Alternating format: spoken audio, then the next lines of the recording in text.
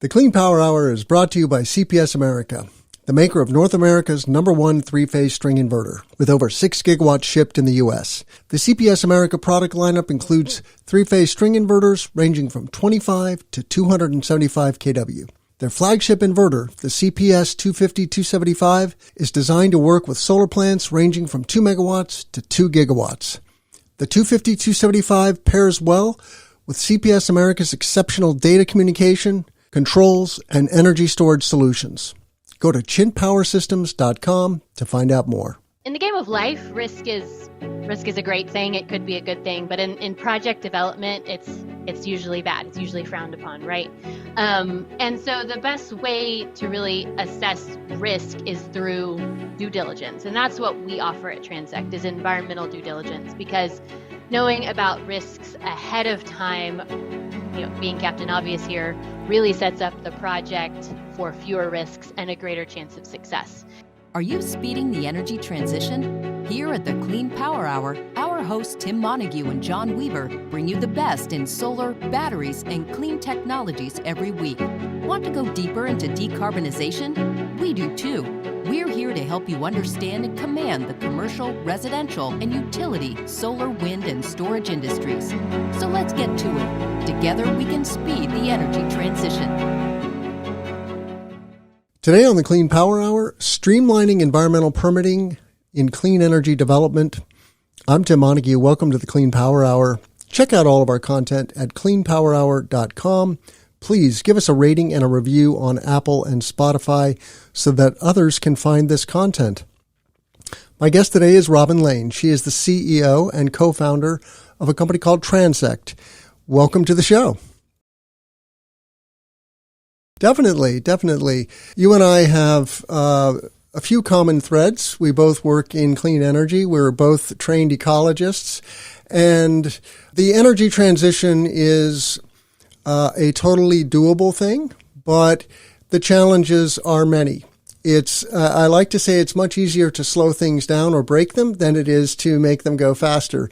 And clearly we have to have a sense of urgency about installing truly terawatts and terawatts of wind and solar projects, or wind, solar, and storage across the U.S. and across the globe here in the coming decades. And we have the technology.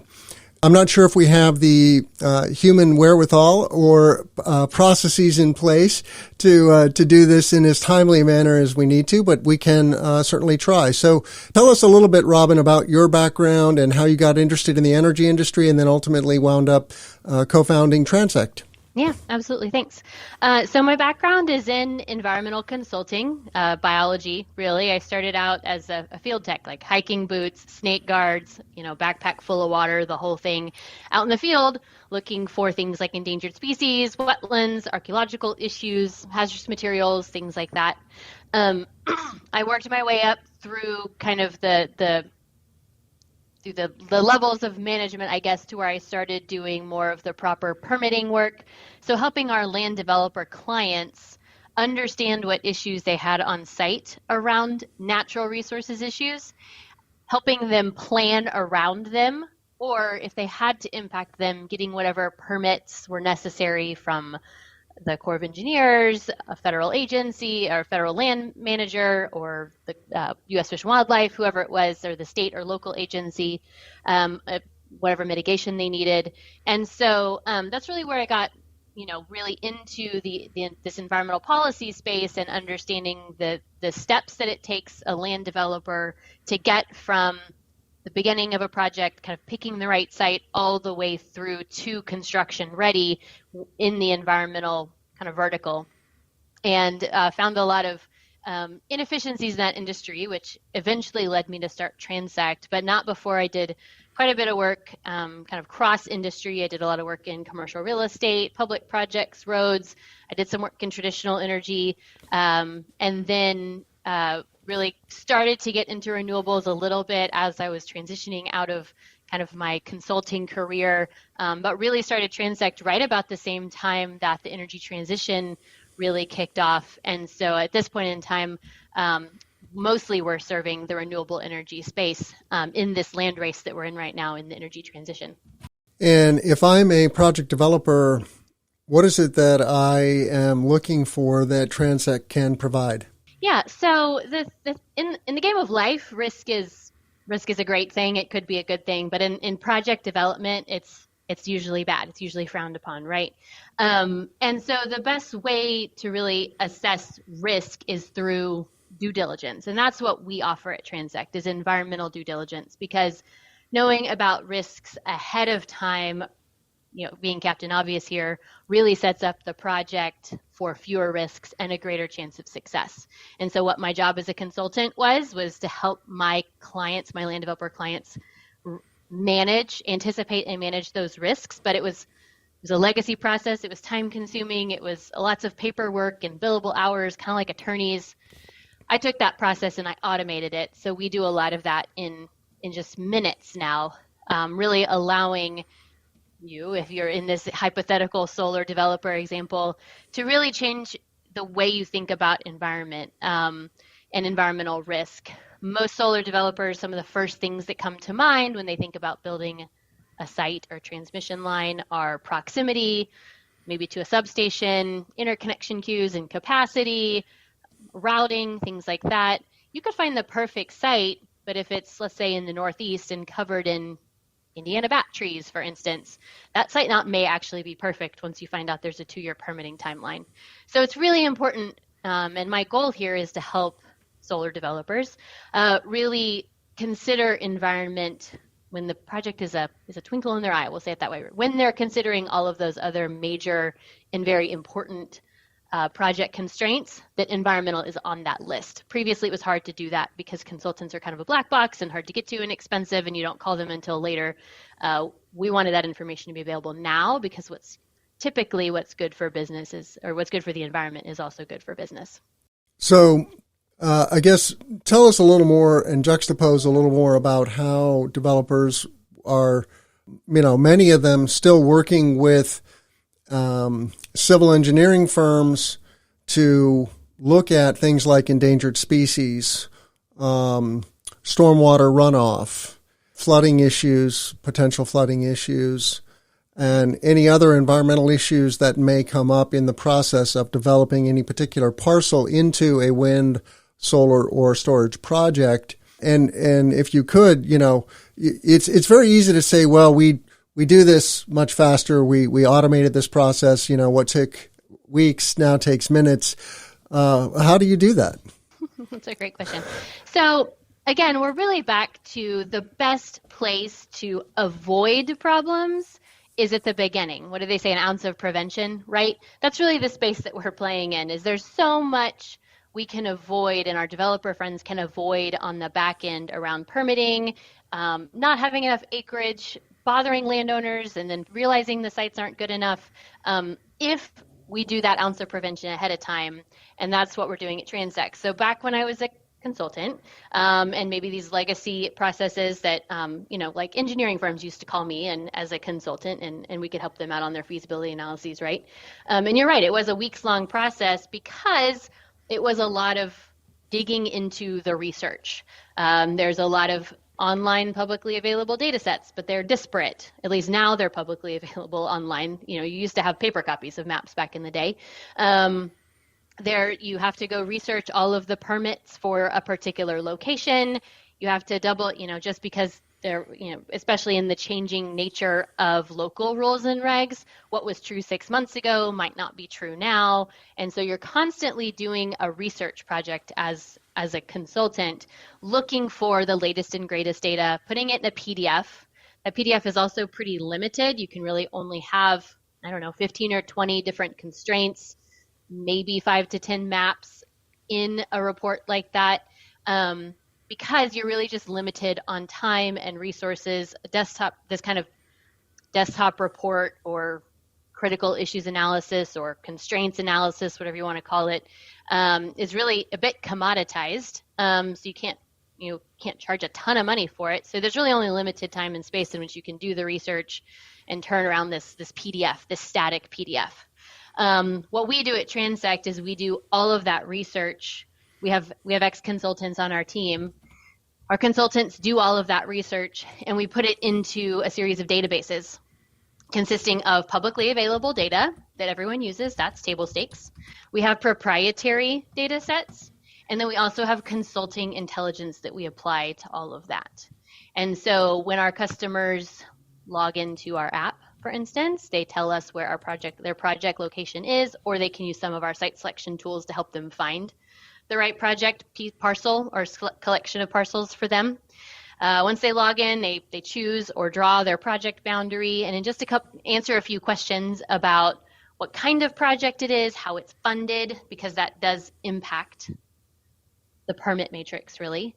They hit the go button, and just a couple minutes later, this really populated report pops out that gives them a risk profile of everything that could go wrong with their project and also what to do about it. And what's happening in the background is we have all of these different pre-populated databases that we keep up to date, either automatically, we monitor different federal registers that come out, we monitor the news, we monitor and update our database to be best available so that when our customer pushes that order report button, basically our tool is running through a series of if-thens that are true or false about the project and kind of populating this report that has 10x the amount of information that kind of the traditional desktop PDF would have in it, because we're doing it in an automated way. And we're able to keep it up to date because we're not having to rely on our memories for what is true about a permit or a species or a location. It's all going into a database. So it's very consistent and much less error prone as well. So in the greater scheme of things, before Transect, after Transect, what is the delta? Is it a 25% improvement? Is it a 50% improvement? And I guess alternatively, why isn't everyone using Transect? That's great. That's a great question. Why isn't everyone using Transect? Some of the stats that we know from our customers are that this report they used to get from the legacy methods, from the consulting methods, typically would take 3 to 5 weeks and $3,000 to $5,000 a piece. And I can confirm that because that's very consistent with what I used to do as a consultant. We have a subscription platform. The costs for, and we're finding our customers are running somewhere between 50 and 80 of these a year. So that cost really adds up. Our platform is obviously much less expensive than that, but what it is it's the time. The time is what we hear about all the time, how quickly they can get this information. So, the 3 to 5 weeks down to the 3 to 5 minutes is really the life-changing piece there, not to mention the, kind of uncalculable opportunity cost of, because we are in a land race right now, we all know all the good sites are taken. Because we're in a land race right now, the faster solar developers, transmission folks, whoever can find the right site or parcels and throw out all the ones that aren't going to work for them, they now have a competitive advantage with the people who don't, who are kind of using the old legacy methods to evaluate their sites. Mm-hmm. Yeah. And, I would imagine that many developers are building their own tools. GIS is a fairly mature science, and as you've noted, a lot of these databases are publicly available now. What do you say to a developer who says, "Well, we've got this figured out. Why should they not home grow a environmental permitting solution themselves?" Yeah, so I think the interesting thing you just pointed out is that GIS is a really cool tool, and our platform is obviously GIS based because we have to see where these things are on the earth or on a piece of property. But what a map can't tell you, and what a public database of national wetlands inventory or species locations or whatever can't tell you, is what it means for your project footprint, budget, and timeline. That's why developers now and before have always called consultants, because it's like, cool, I have this forested wetland on my site. Can I develop over it? How much of it can I take down? Should I take any of it down? What happens if I take any of it down?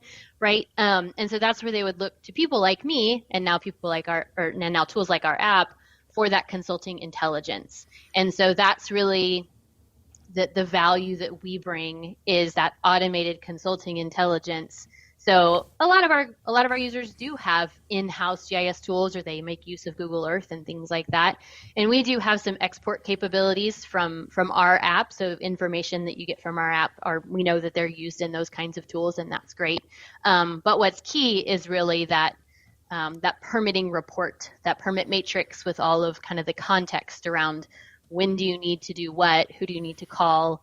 And we also have a marketplace where that who do you need to call, we can start pointing people towards consultants, because right now our app isn't going to go do wetlands delineations right now, right? Like that might still be necessary. Mm-hmm. And so what we want to do is start pointing our customers to the supply side, the people that can help them solve those kinds of problems. So does your platform fall in the category of a narrow AI? Is it truly an automated process, or is there human intervention and oversight on the back end as well? So I wouldn't say we're as far as AI. I would say we're working on some machine learning tools, right, around some of our proprietary databases. But AI is probably not a word that I'm gonna apply to Transect. But it is entirely automated.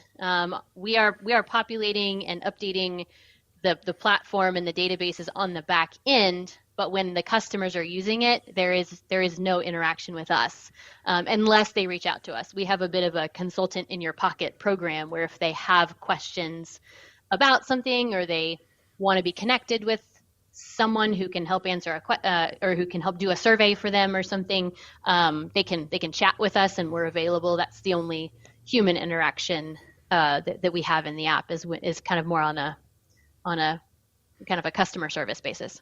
The Clean Power Hour is brought to you by CPS America, the maker of North America's #1 three-phase string inverter, with over 6 gigawatts shipped in the U.S. The CPS America product lineup includes three-phase string inverters ranging from 25 to 275 kW.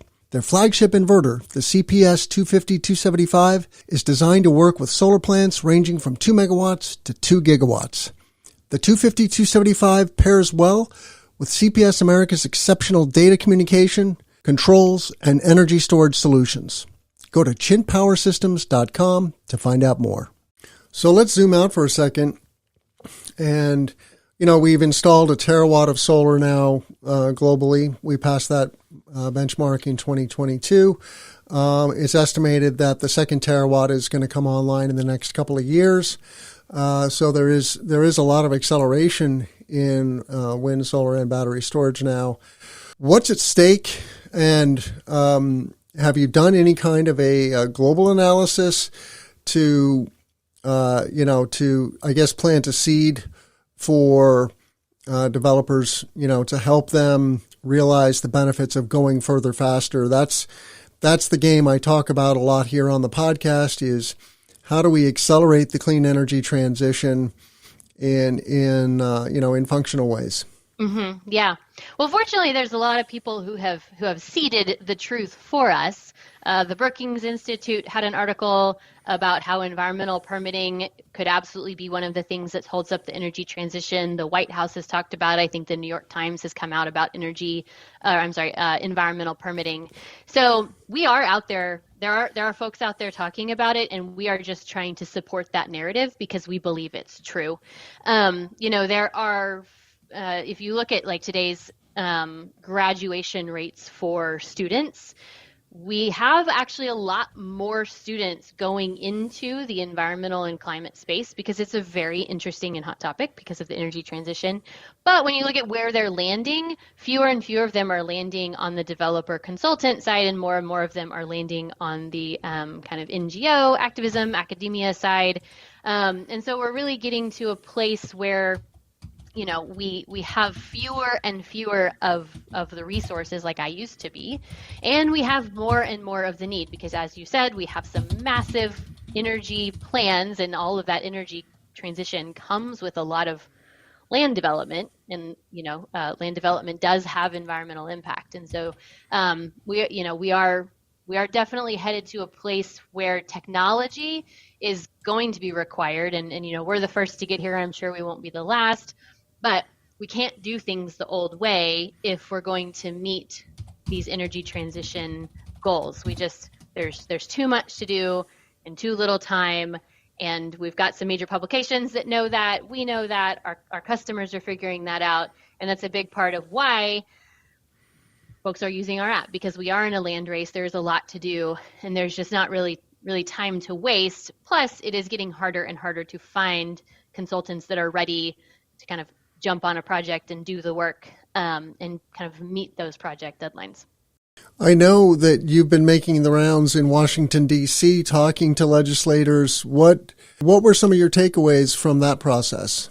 There's a big interest in technology, and I think that's what I heard the most, is kind of honestly tearing off of that last question. I met with one of the House subcommittees, and they had a rider in one of their upcoming bills that encouraged the use of technology, because just like in every other industry, and B2C and B2B, we are learning that finding and supporting and using, grant money and all of that support is really the only way to accomplish our goals. And so that was really a big theme when I was chatting up there. It was the use of technology and how we need more of it. Who is also doing what you're doing? Do you have competitors? I mean, I've had a couple of the GIS companies like Landgate, like Anderson on the show.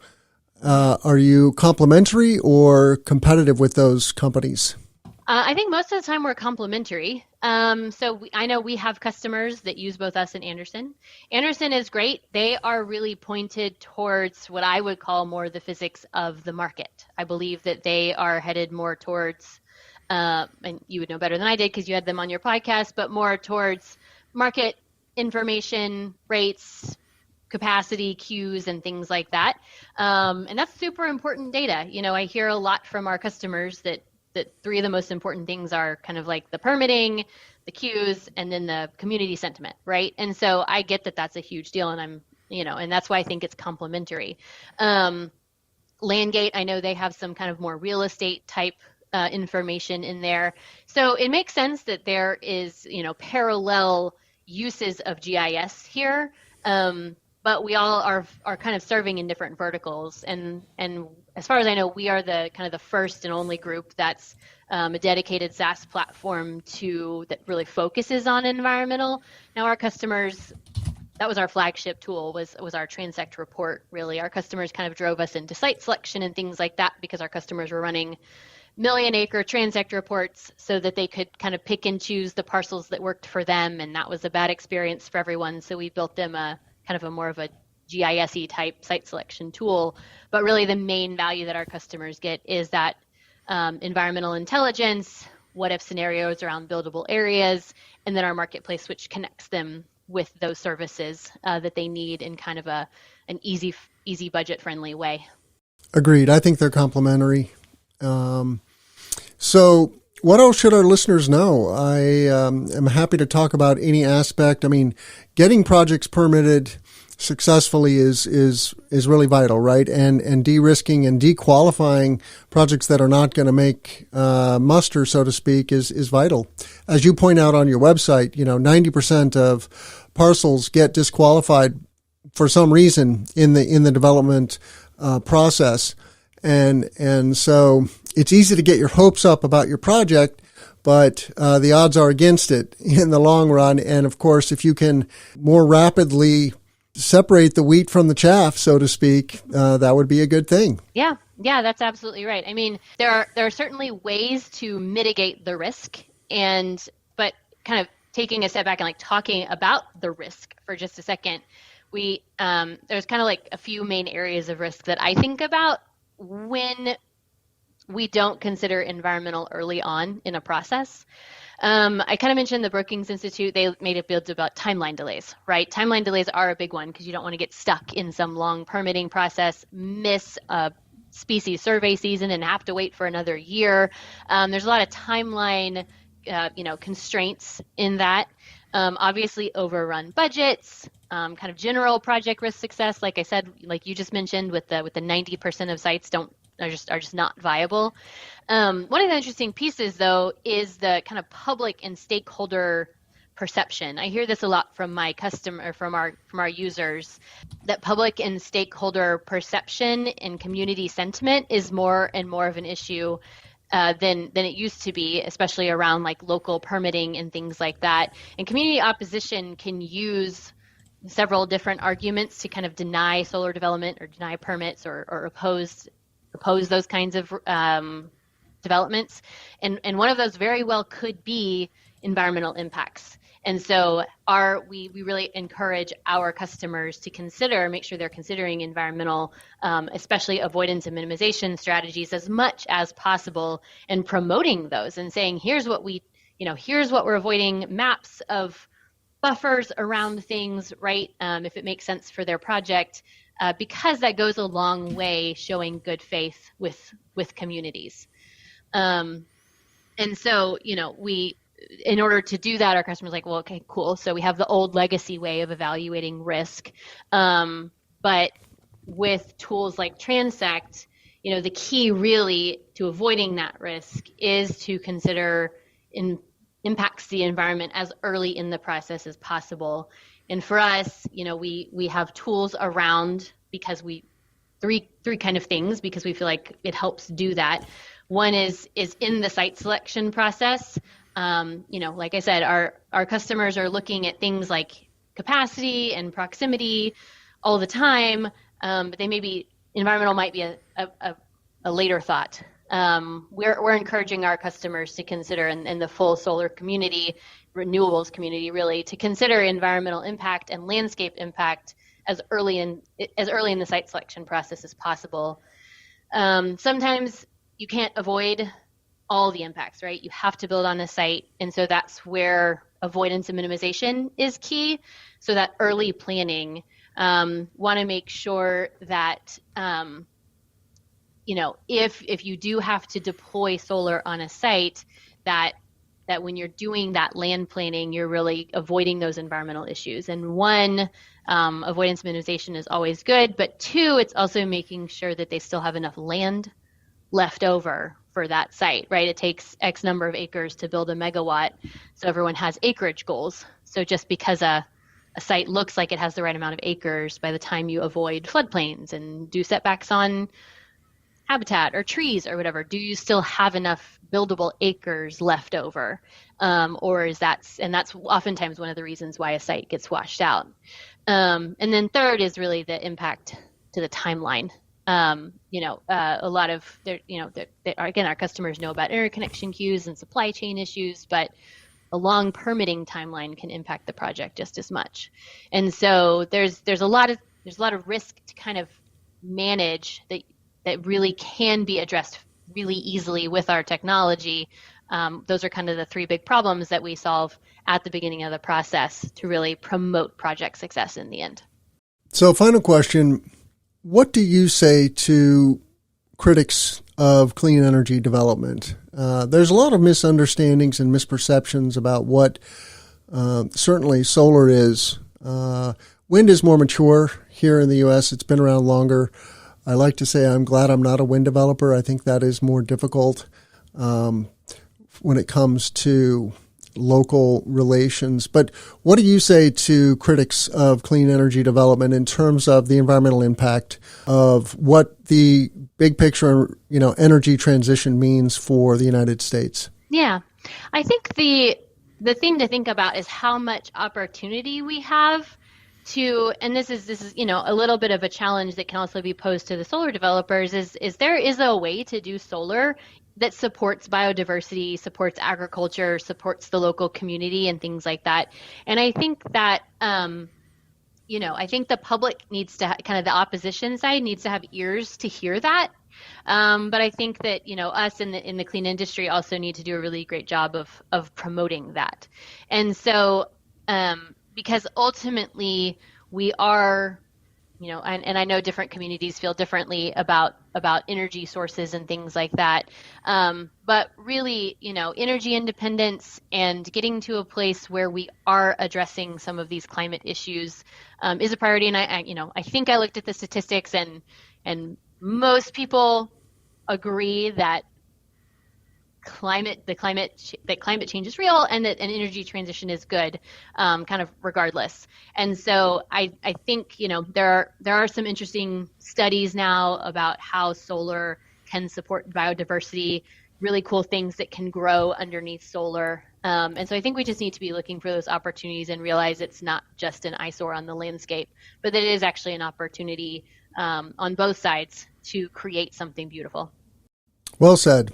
I think it's a win-win-win. I am biased, but I think it's good for landowners. I think it's good for local communities, and I think it's good for the certainly the economy at large. So, Robin, how can our listeners find you and your colleagues at Transect? Super easy. Just go to transect.com. There's a big button at the top if you want to connect with us or schedule a demo. Easy enough. Awesome. Please check out all of our content at cleanpowerhour.com. Subscribe to our channel on YouTube. Give us a rating and a review on Apple and Spotify.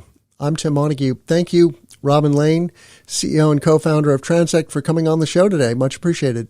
Yeah, happy to be here. Thanks again.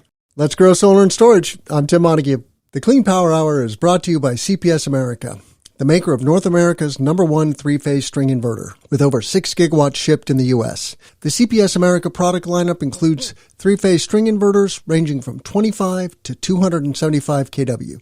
Their flagship inverter, the CPS 250-275, is designed to work with solar plants ranging from 2 megawatts to 2 gigawatts. The 250-275 pairs well with CPS America's exceptional data communication, controls, and energy storage solutions. Go to chintpowersystems.com to find out more.